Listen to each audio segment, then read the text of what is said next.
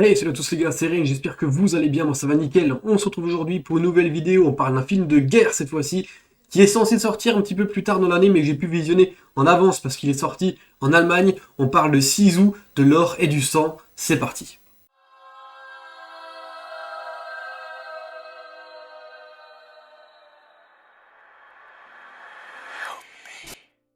Alors, Sisu est un film finlandais. Alors, c'est vrai qu'on retourne en Finlande, hein, cette fois-ci. Je vous avais fait un film d'horreur, un slasher, Lake Bottom, qui était pas terrible. Cette fois-ci, on part sur un film, mais un gros film de guerre. Alors, moi, j'adore, c'est excellent. Là, je vous annonce déjà du très lourd. Il est réalisé par Jalmari Elander, un réalisateur finlandais, qui ici nous propose un film plein de rebondissements, plein d'actions, plein de visuels, vraiment excellent. C'était une claque. Moi, j'ai grave apprécié. On va parler de ça tout de suite en parlant du casting, du synopsis et un petit peu mon avis très rapidement, sans rentrer dans trop de détails pour éviter de vous spoiler. C'est parti. Au casting, on aura comme personnage principal Jorma Tomiya. C'est l'acteur qui va interpréter Atami Korpi, qui est notre héros du film, un gars mutique qu'on ne va pas entendre parler du tout pendant le film jusqu'à la dernière seconde. Il n'y prononcera que quelques mots complètement dingues, mais disons qu'il est très calme, mutique, mais il va faire des dingueries. C'est un personnage complètement fou. Il sera accompagné de plein d'acteurs secondaires. Nous avons la fameuse actrice qui était justement dans Lake Bottom, Mimosa Villano, qui va jouer une femme qui était prisonnière par des Allemands pendant la guerre. Et oui, attention, vous voyez le truc un petit peu venir. Il y aura aussi le grand méchant du film qui sera un nazi. Voilà, un nazi bien vénère, sa petite casquette, sa veste en cuir, enfin voilà. Le nazi classique qui sera interprété par Axel Hennie. Et il y aura aussi un petit tireur d'élite, un vrai fumier dans le film, ça c'est clair, qui sera interprété par Jack Dolan et qui s'appellera Wolf dans l'histoire. Donc en termes de casting, pas des acteurs très connus, ils ont fait globalement que des films en Finlande, hein, c'est globalement ça, c'est un film finlandais, faut le dire. Hein. Donc des acteurs pas très connus, mais qui ici nous proposent quelque chose de très agréable. Ça c'était un très bon point déjà. J'étais agréablement surpris par le personnage principal que j'ai vraiment adoré. On va parler finalement Sisu, de l'or et du sang.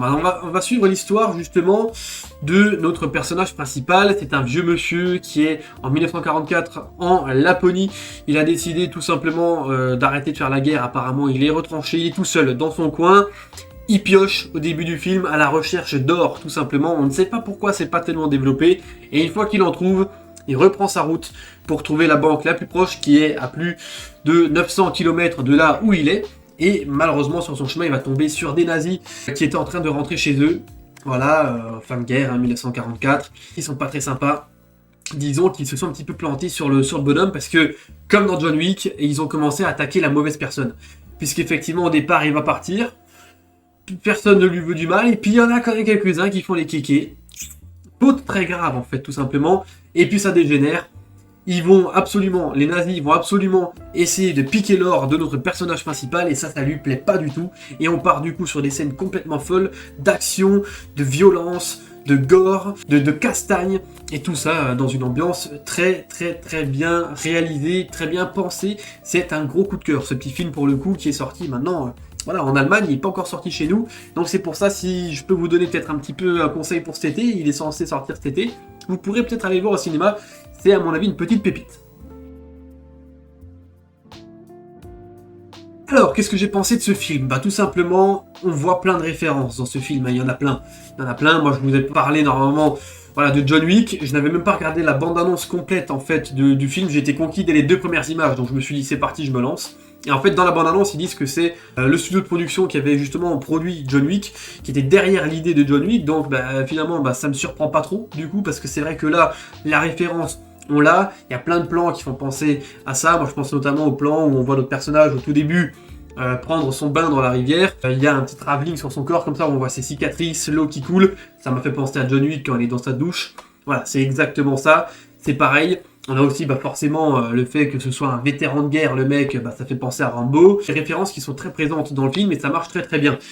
On a cet aspect-là du mec invincible qui est très fort, qui est complètement inarrêtable, et l'aspect du mec qu'il fallait pas emmerder en fait. Et ça, moi, ce genre de film là en général ça me plaît bien parce qu'on sait que ça va dériver sur des grosses scènes d'action et c'est exactement ce qu'on a. On a de l'action pure et dure. On a de fusillade, de la cassette, on a du sang, c'est assez gore, c'est pas mal. C'est vrai que la première, on va dire, petite escarmouche qu'il y a entre eux, eh ben, pour être honnête, elle est assez surprenante. Il y a du sang qui gicle, il y a des couteaux qui traversent des crânes, il y a des trucs. Là, je me suis dit, ouh, on va être très bien pris en charge, là, les amis, ça va être excellent. Et ça n'a pas loupé. Alors, plus le film il avance, plus on rentre dans un petit peu l'extravagant, dans le côté un petit peu impossible de la chose, dans le côté vraiment, waouh, qu'est-ce que je suis en train de regarder là, on pète un câble, mais en même temps, c'est très divertissant, c'est impactant, c'est fort, c'est très bien vu, et notre personnage principal livre ici une prestation qui m'a bien plu. C'est vrai, il ne parle pas, donc tout passe à travers les émotions de son visage, et vu que c'est un gros dur militaire vétéran, bah forcément, il a un regard noir, il a sa barbe, il est crade, il tue des mecs, donc en fait, voilà, il est à fond dans son rôle, ça marche très très bien ça, et puis je dois être honnête que le chef nazi qui est derrière l'escadron, qui est en train de le prendre en chasse, est aussi pas mal du tout. Alors bon, des fois, il a quelques petites têtes un petit peu nanardesques, mais c'est très léger, parce qu'il a un rôle qui est assez bien vu, puisqu'il va bien se rendre compte qu'il est dépassé par les événements alors qu'il a toute une équipe face à un seul homme, et il a quand même ce statut qui montre qu'il est censé rester quand même droit dans ses bottes, qu'il n'est pas censé faire de vagues, pas censé péter des câbles devant ses hommes, et ça c'est plutôt bien vu, c'est bien retranscrit, c'est bien fait, l'acteur aussi a très bien compris ce côté-là, donc c'est un gros point fort aussi. Le casting ça marche plutôt bien, il y a un seul bémol, et c'est comme dans Lake Bottom, c'est la nana, malheureusement... elle n'est pas très bonne actrice du tout. Hein. Lake Bottom, ça me laissait présager que c'était pas ouf. Là, ça le confirme vraiment. Elle n'est pas bonne du tout.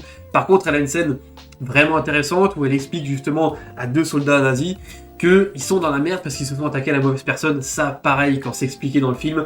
Qu'elle explique aussi un petit peu d'où vient le titre du film, bah ça fait plaisir. Moi, ça, c'est des éléments qui me plaisent. Donc ça, déjà, c'est excellent. Les décors sont magnifiques. La plupart sont tournés en extérieur. En Laponie, déjà, les décors sont trop beaux. Donc on a des plans un peu larges comme ça qui sont super stylés. On a le coucher du soleil, on a des explosions au loin, on a le ciel avec des avions qui volent, on a des chars, on a de tout pour nous faire un décor de guerre vraiment excellent. Et moi, bah, tout ça, ça m'a conquis dans un film de 1h30 qui passe très très vite. Je me suis pas ennuyé, c'est complètement dingue, c'est délirant. On a même un final... Mais de toute façon, plus ça avance, ça va crescendo. On démarre sur la petite escarmouche, la fusillade, les mines, les explosifs, on part sur de l'avion, du char. Non mais c'est un truc de fou. Et franchement, bah, c'est un gros délire, c'est un gros kiff. Moi, je me suis éclaté devant le film. Franchement, c'est un film que je prendrais grave du plaisir à re-regarder. C'est de la folie à l'état pur. Dans un film comme ça d'action, de guerre, bah franchement, c'est une réussite. Donc c'est un film que je vous conseille.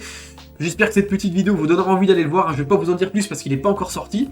Et puis ben, je vous laisse un petit peu le découvrir, franchement foncez. Si vous êtes fan de l'action, de la guerre, de la violence et en même temps du gros délire, ben, vous avez tout dans ce film là avec Sisu, de l'or et du sang. J'espère que cette vidéo vous a plu, si c'est le cas n'hésitez pas à le faire savoir et puis on se retrouvera très très vite pour de prochaines vidéos. C'était Rennes, portez-vous bien, allez, ciao ciao.